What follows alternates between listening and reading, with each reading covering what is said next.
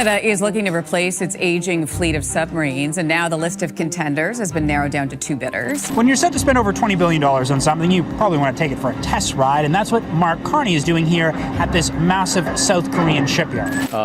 Procuring submarines is a major decision for the Canadian Navy, for the Canadian Forces, and for the Canadian government. While global leaders gathered in Seoul for the APEC summit, something far more consequential unfolded a few hundred kilometers away on Jeoje Island.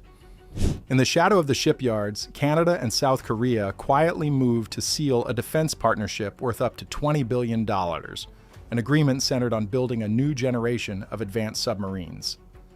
The deal could redefine Canada's naval strength and reshape power balances across the Pacific. At the heart of it stands Hanwha, the South Korean defense giant competing to replace Canada's aging fleet, promising speed and technological edge. Behind the official smiles and photo ops, this alliance carries deeper strategic meaning. What does this massive deal reveal about the future of military cooperation, and who truly benefits from it?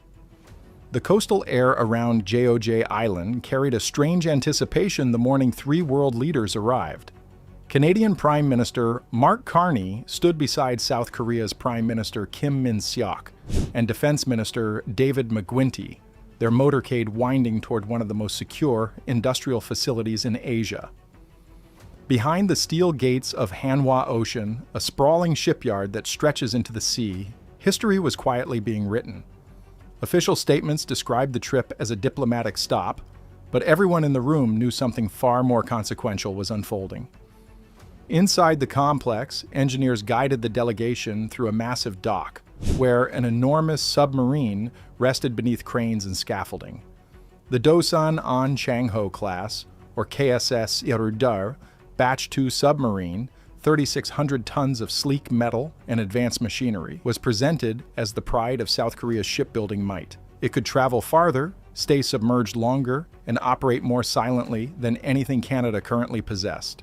For Seoul, it was proof that a decade of investment and discipline had transformed the country into one of the world's most capable defense manufacturers. Cameras captured Carney studying the vessel as Korean officials detailed its design. Within hours, news outlets across Seoul were calling it a landmark visit. For observers, it was astonishing. Few Western leaders had ever entered such a sensitive military site. To many, Carney's presence signaled that Canada was preparing to make a statement, not only about its defense priorities, but about its place in the shifting global order. For Hanwha, the moment was validation. South Korea had long worked to prove it could compete with Europe's giants in defense manufacturing, and now one of the world's most trusted nations was considering buying its submarines. For Canada, it represented something deeper, a subtle step toward reimagining its national security beyond the influence of Washington.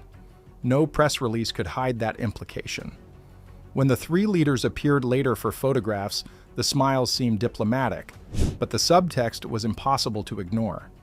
Canada's role in global defense was being rewritten in real time.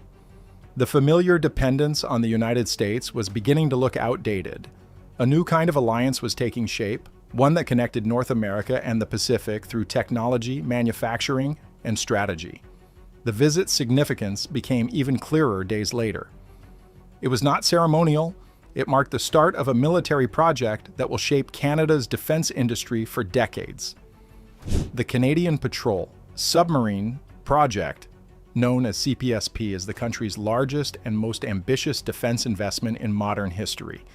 Its mission is to replace the aging Victoria-class submarines that have served since the late 20th century, but are now far beyond their operational limits. According to early estimates, the program carries a price tag of about 20 trillion won, roughly 20.5 billion Canadian dollars. But long-term costs, including maintenance, technology updates, and training, could easily push that total past 60 trillion won. Close to 2.8% of Canada's GDP. Those numbers hint at a scale few countries ever attempt. This is not simply a purchase, it is a reinvention of Canada's entire defense industrial framework. After an exhaustive selection process involving 25 proposals from across the world, 2 finalists remain: South Korea's Hanwha Ocean and Germany's ThyssenKrupp Marine Systems. Both have met Canada's stringent technical and political requirements. Yet the final choice will rest not only on engineering, but on the geopolitical direction Canada wants to pursue. The winning bid will define the country's alliances for a generation. If Hanwha secures the contract, the plan envisions the first 4 submarines entering service by 2035, with a complete fleet of 12 ready before 2043. The program would generate thousands of high-skilled jobs across shipyards, research centers, and technology firms nationwide, revitalizing industries that have struggled for years. Officials describe it as a nation-building effort, one meant to tie innovation, manufacturing, and security into a single purpose. Yet, the deeper meaning of the project becomes clearer when viewed against the backdrop of a changing global economy. In 2025, the United States introduced a sweeping protectionist package, slapping 25% tariffs on nearly every category of Canadian export, from metals and machinery to auto components. Washington presented it as a way to safeguard domestic industry, but its impact on Canada was immediate and severe. Within months, exports to the U.S. fell by more than 15%. The steel sector lost 11%, aluminum 25%, and automotive 24%. Factories slowed production, and more than 170,000 jobs were suddenly at risk. For a nation that depends on American trade for roughly 3/4 of its exports, the shock was profound. The episode exposed how vulnerable the old economic arrangement had become. In a televised address soon after, Prime Minister Carney acknowledged that reality. The special economic bond with the United States, he said, had reached its natural limit. Canada had to build a future that stood on its own strength. The statement was not an attack, it was a recalibration. Ottawa began drafting an ambitious strategy to diversify its trade network, aiming to double exports outside North America within a decade.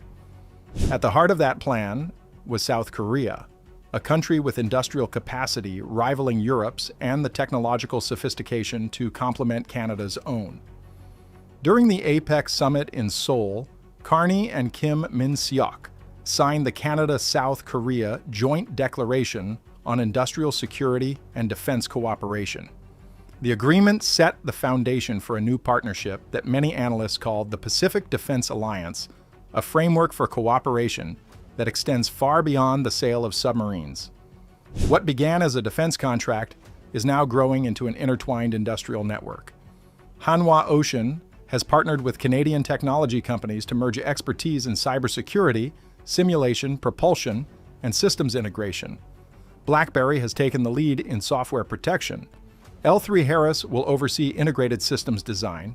CAE is responsible for training simulations, while Gastops will develop advanced propulsion controls. These collaborations ensure that about 40% of the total project value is produced within Canada, creating an estimated 10,000 to 15,000 engineering and technology jobs. For Ottawa, this model turns military spending into a domestic growth engine. For Seoul, it provides a strategic gateway into the North American market. Defense analysts describe it as an asymmetric technology partnership. South Korea contributes shipbuilding excellence and rapid production, while Canada adds its strengths in software, artificial intelligence, and complex systems management. Few alliances have balanced those capabilities so evenly. The approach aligns neatly with Canada's industrial and technological benefits policy, which requires that foreign defense contracts reinvest their value into domestic research and development. If the CPSP unfolds as planned, Canada would join fewer than 10 countries worldwide with the capacity to design and build submarines independently. Such a milestone would not only enhance military autonomy, but also reshape Canada's industrial identity for decades to come. The ripple effects extend far beyond defense. Government projections estimate that the CPSP could inject billions into the national economy, revitalizing shipyards and research hubs from Nova Scotia to British Columbia. The revival of heavy industry could lift entire coastal communities that have struggled since the decline of traditional manufacturing. In Nova Scotia, local shipbuilders are preparing for an influx of contracts tied to materials and maintenance. British Columbia's coastal region anticipates a surge in demand for engineers and naval architects. Even inland provinces, such as Ontario and Quebec, are competing for roles in component manufacturing and assembly. Analysts predict that demand for advanced materials specialists, simulation designers, and propulsion experts could rise by more than 25% nationwide. Some call this new wave of industrial activity the Darlington effect, a nod to the technological boom sparked decades ago by Canada's nuclear energy program. Then as now, a major government investment created a new generation of engineers and innovators. In the same way, the submarine program could mark the rebirth of Canada's modern industrial era, blending defense production with scientific advancement. But to grasp the full meaning of this shift, one must look at the broader picture. The CPSP is not only about replacing outdated submarines, it represents a choice about the kind of future Canada intends to build and with whom. Between 2023 and 2025, South Korean investment in Canada surged by more than 300%, concentrated in clean energy, battery production, and hydrogen technologies. From Ontario's electric vehicle corridor to Alberta's green energy projects, South Korea's presence in Canada is expanding rapidly.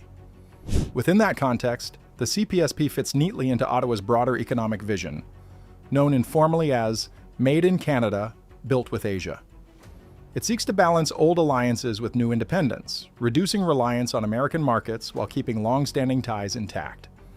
In Seoul, senior officials have described the move as one with strategic weight comparable to the formation of the UK-US partnership decades ago. It positions Canada as a genuine Pacific player, no longer confined to the traditional North Atlantic sphere. Washington is watching closely.